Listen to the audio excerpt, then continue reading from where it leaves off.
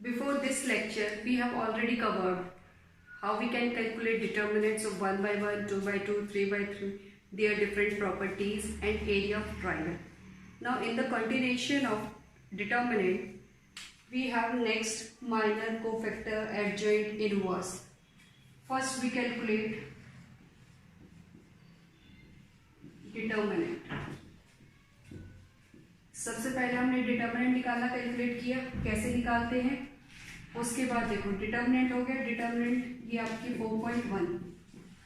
Then area of triangle. Area of triangle ये topic किया. This is 4.3.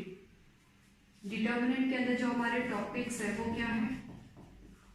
First determinant calculate करना है. Determinant 1 by 1, 2 by 2, 3 by 3. 1 by 1, 2 by 2, 3 by 3, क्योंकि हमारे determinant जो निकलता है वो स्केल मैट्रिक्स का निकलता है. Next area of triangle. इसके बाद जो टॉपिक हम पढ़ेंगे आज minus, cofactors. This is 4.4. After that, adjoint and inverse. This is 4.5. The last topic is system of linear equation. This is 4.6. Now in today's lecture we will focus on minors, cofactors, adjoint and inverse. Determinant के अंदर हमने जो topics cover करने हैं वो है determinant कैसे calculate करते हैं 1 by 1, 2 by 2, 3 by 3. Area of triangle कैसे कैलकुलेट करते हैं by using determinant. Next minors, cofactors, adjoint, inverse. Last है आपका सिस्टम ऑफ लीनियर इक्वेशन. यहाँ से एक 6 मार्क्स का क्वेश्चन आता है. This is most important. This is most important. Now let's talk about minus, cofactor, adjoint and inverse.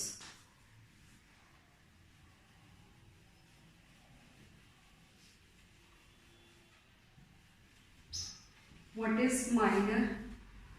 Minor is always represented by Mij and it is obtained by deleting the ith and jth row in which Aij lies. सबसे पहले हम क्या करेंगे minor calculate करेंगे. Minor को कैसे represent करते हैं. Minor is represented bye Mij. Minor Mij. Minor किससे रिप्रेजेंट होता है Mij.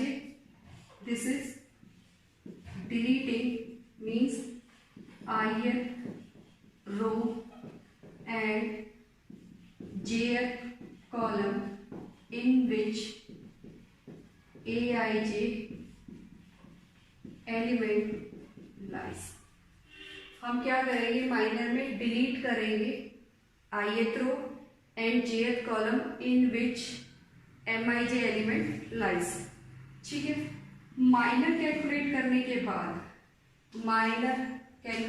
के बाद हम इजीली कैलकुलेट कर सकते हैं कोफैक्टर्स. हम क्या कैलकुलेट कर सकते हैं cofactor. Cofactor is represented by Aij. Aij की वैल्यू क्या होती है -1 i plus j Mij. Aij is equal to -1 i plus j Mij. अब देखो जो कोफैक्टर्स है वो किस पे डिपेंड कर रहे हैं माइनस पे. कोफैक्टर्स किस पे डिपेंड कर रहे हैं माइनस पे. मींस वैल्यू आपकी सेम रहेगी बट साइन चेंज हो जाएगा इन केस ऑफ कोफैक्टर. अगर आपके पास i और j इनका एडिशन ऑड आता है. देखो -1 i plus j -1 की पावर ऑड लोगे तो नेगेटिव आएगा. तो आप क्या करोगे जो भी आपका माइनर आया है उसको नेगेटिव साइन से रिप्लेस कर दोगे. अगर ये आपका इवन है तो आप क्या करोगे सेम लोगे, साइन को चेंज नहीं करोगे. नेक्स्ट कोफैक्टर्स अगर हमने निकाल लिया तो हम इजीली कैलकुलेट कर सकते हैं एडजॉइंट. एडजॉइंट कैसे निकालेंगे. Adjoint of A which is equal to transpose of cofactors. Cofactors का क्या करेंगे हम, सिंपली ट्रांसपोज ले देंगे। और ट्रांसपोज हमें पता है क्या होता है, interchanging rows into column and columns into row. Adjoint निकल गया। एडजॉइंट निकालने के बाद हम क्या निकालेंगे, इनवर्स। एडजॉइंट निकालने के बाद क्या निकालेंगे, इनवर्स। इनवर्स क्या है, it is represented by A inverse which is equal to adjoint of A divided by determinant of A. Adjoint of A divided by determinant of A, और डिटर्मिनेंट ऑफ ए की value zero नहीं, not equals to zero. ठीक है, अगर ये zero हो जाएगा तो मेरा सिस्टम एग्जिस्ट ही नहीं करेगा। तो हमने डिटर्मिनेंट निकालना सीख लिया, माइनर निकालेंगे अभी वन बाय वन एग्जांपल के थ्रू करेंगे। MIJ माइनर होता क्या है, हम सिंपली इसमें क्या करेंगे, डिलीट कर देंगे ith रो और jth कॉलम जिसमें एलिमेंट लाई कर रहा होगा। नेक्स्ट है कोफैक्टर्स। कोफैक्टर्स पे हमने क्या करना है, MIJ जो भी आपने माइनर निकाला है उसके साइन को चेक करता है। अगर ऑड आता है ये सब तो साइन नेगेटिव का पॉजिटिव, पॉजिटिव इक्वल मीन्स इसका साइन चेंज हो जाएगा। अगर ये इवन है तो साइन पे कोई इफेक्ट नहीं आएगा। नेक्स्ट है एडजॉइंट। एडजॉइंट क्या होता है आपका, कोफैक्टर्स का ट्रांसपोज। इनवर्स, इनवर्स निकालने का फॉर्मूला क्या है, adjoint of A determinant of A, और ये जीरो नहीं होना चाहिए। ओके, नेक्स्ट अब एग्जाम्पल के थ्रू देखते हैं। पहले लेंगे 2x2 का एग्जाम्पल, देन 3x3। स्टार्ट करते हैं, minors and cofactors. Let A is equal to, आप कोई भी मैट्रिक्स ले लो, 3 4 1 -2। This is a 2x2 matrix. Minor calculate करना है एंड कोफैक्टर्स कैलकुलेट करना है। अब देखो माइनर के केस में क्या है, आप डिलीट करोगे।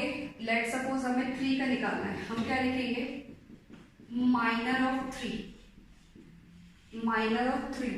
ठीक है, ये क्या है, इसको अगर हम जनरलाइज करें, A11 A12 A21 A22, तो माइनर ऑफ 3 कितना मिलेगा, डिलीट करेंगे। Minor of 3 means A11 position पे तो फर्स्ट रो फर्स्ट कॉलम, इसको डिलीट कर दो। माइनर ऑफ 3 कितना हो गया, that is M11 which is equal to -2।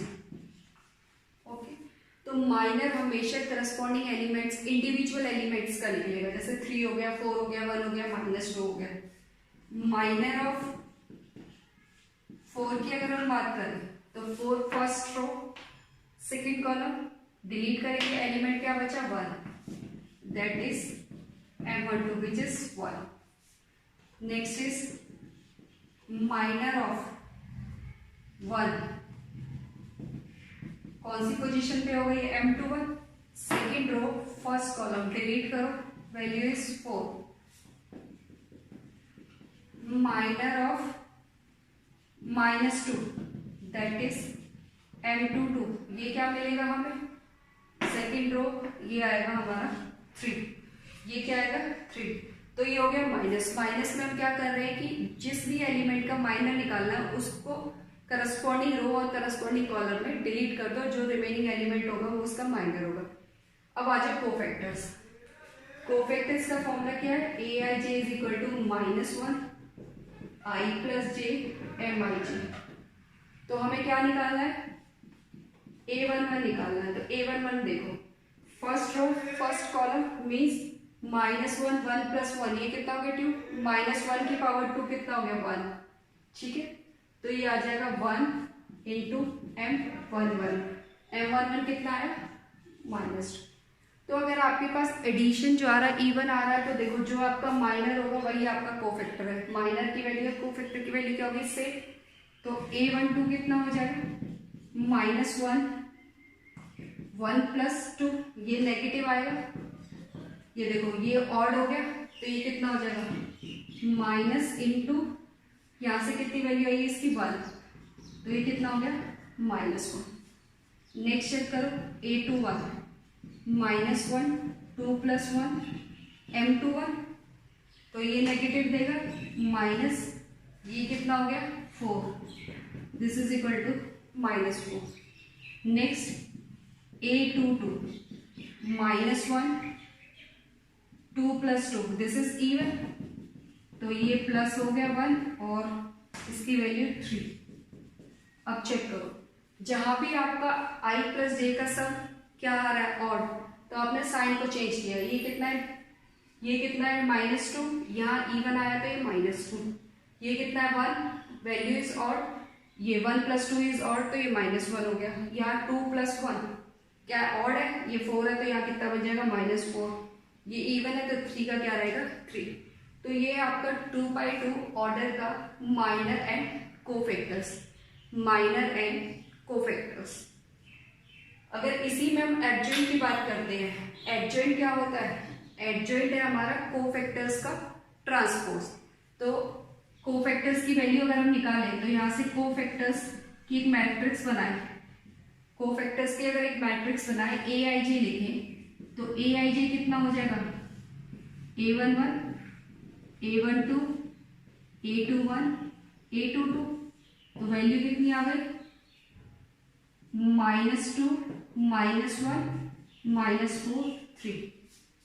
ठीक है, ये हमारा क्या आ गया कोफैक्टर्स की मैट्रिक्स आ गई। अब इसमें क्या निकाले हम एडजॉइंट। अगर हम बात करते हैं एडजॉइंट की, तो एडजॉइंट क्या होगा हमारा ट्रांसपोज ऑफ कोफैक्टर्स। तो ये रब कर देती हूं मैं, हमारे पास आया है एडजॉइंट, अब हमें निकालना है adjoint of A which is equal to aij का ट्रांसपोज। तो aij कितना है, यहाँ देखो -2, -1, -2, -1, नेक्स्ट इज -4, 3। इसका ट्रांसपोज कर दो। ठीक है, इसका हमने क्या करना है ट्रांसपोज। तो यहां से एडजॉइंट ऑफ ए कितना आ जाएगा, ये रो है, इसको कॉलम वाइज लिखेंगे तो कितना मिलेगा -2, -1, ये कितना हो जाएगा, इसको कॉलम वाइज लिखेंगे तो -4, 3। This is the adjoint. अगर इनवर्स निकालना है, एडजॉइंट हमारे पास है, इनवर्स निकालेंगे तो क्या करेंगे, a inverse is equal to adjoint of a divided by determinant of a। Determinant निकालना हमें आता है, एडजॉइंट की वैल्यू है, तो हम इसको क्या करेंगे सीधा डिवाइड कर देंगे, इसको क्या करेंगे सीधा डिवाइड कर देंगे। ठीक है, to your cofactors and minors. First property क्या है, if we are multiplying elements of any row और column to the same cofactors of that row and column, then the resultant is determined. Means first property is a11, a11, a12, a12, a13, a13 is equal to क्या होगा determinant। Means देखो ये क्या है, first row first column का element, अगर हम first row first column के एलिमेंट को उसी रो और कॉलम के कोफैक्टर से मल्टीप्लाई करके ऐड करते हैं तो हमें क्या मिलेगा, डिटर्मिनेंट की वैल्यू मिलती है। Next second property is a11, a21 plus a12, a21 plus a13, a22, a23 is equal to 0। अगर हम किसी भी एलिमेंट को किसी अनदर रो और कॉलम के कोफैक्टर से मल्टीप्लाई करके ऐड कर रहे हैं तो रिजल्ट क्या मिल रहा है 0। ये देखो ये क्या है, फर्स्ट रो फर्स्ट कॉलम का element, but this is the cofactor of second row first column. Means आपने क्या करना है, एलिमेंट तो किसी और रो का लेना, कोफैक्टर किसी अनदर रो का, तो उनको मल्टीप्लाई करके ऐड करोगे तो रिजल्ट क्या मिलेगा 0। फर्स्ट में क्या है, सेम एलिमेंट सेम रो के एलिमेंट को सेम रो के कोफैक्टर के साथ अगर आप मल्टीप्लाई करके ऐड कर रहे हो तो रिजल्ट क्या मिल रहा है, मुझे डिटर्मिनेंट की वैल्यू मिल रही है। तो these are the two important properties which we have to keep in our mind. First one second one, दोनों में डिफरेंस क्या, अगर हम सेम एलिमेंट से कोफैक्टर लेंगे तो resultant is determinant, same element को किसी अनदर रो के कोफैक्टर्स के साथ मल्टीप्लाई करके ऐड कर रहे हैं तो रिजल्टेंट क्या है मेरा 0 है। Clear? Let's understand these properties by using an example. ये आपको गिवन है डेल्टा की value this a1 a1 2 a1 3, this is the 3/3 determinant. अब उसने पूछा है कि हमें बताना है कि डेल्टा इनमें से किस ऑप्शन का रिजल्ट होगा। अब देखो डेल्टा कब मिलता है, जब हमारे पास एलिमेंट और कोफैक्टर्स की पोजीशन क्या होगी, सेम होगी। यहाँ देखो first row first column, third row first column, तो इसका रिजल्ट क्या होगा 0 by using this property a11 3 1 3 2। ठीक है, next a11 a11 a12 a21 नहीं, ये भी नहीं हो सकता। a21 a11 a23 नहीं हो सकता, ये भी नहीं हो सकता। a22 a12, अब इधर क्या है a11 a11 a21 a21 a31 a31, तो हमारे पास option D is correct answer. These are the important properties. हमें सिर्फ पोजीशन चेक करनी है, अगर ये सेम आ रही है दिस दिस दिस दिस तो रिजल्ट डेल्टा, अदरवाइज रिजल्ट क्या होगा 0 होगा।